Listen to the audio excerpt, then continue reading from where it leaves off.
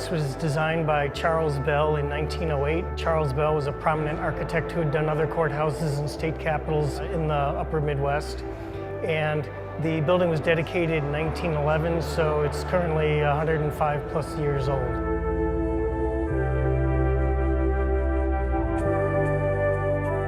Due to age and condition, we felt it was necessary to replace the original copper dome. It got to the point where the copper was thinning over time from repeated soldering as well as exposure. It was becoming increasingly difficult to resolder joints as necessary for ongoing maintenance.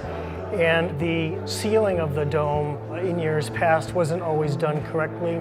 So the dome was overdue for resealing, and the sealant was failing. The dome was trying to patina under that failing sealant and appearing to be anywhere from gray to dark silver to black, and was really looking pretty terrible aesthetically.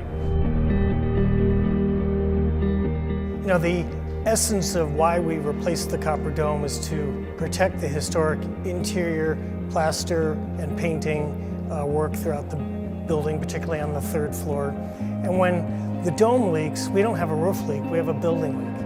And we want to protect the historic interior of the building. So Structural Preservation Systems mobilized on site mid-May, around May 15th. We erected scaffolding, we began demolition work. Renaissance was the roofing contractor. When we removed the original copper dome, we repaired the concrete subdome and resealed it, preparing it for re-roofing. We've got Grace ice and water shield covering the entire concrete subdome, and then the copper dome that we see now on top of that.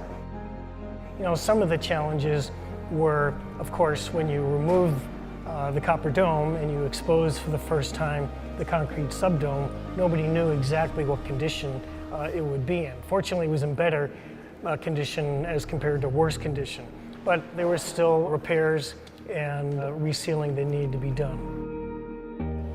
Renaissance maintained the schedule.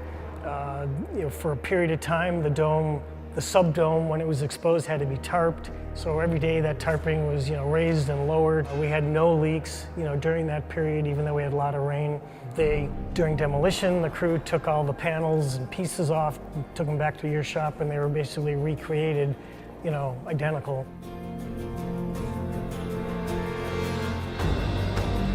I'm very satisfied to date.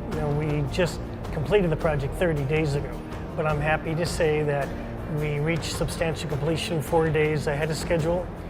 We completed the project $5,900 under contract amount, and we had no accidents or injuries.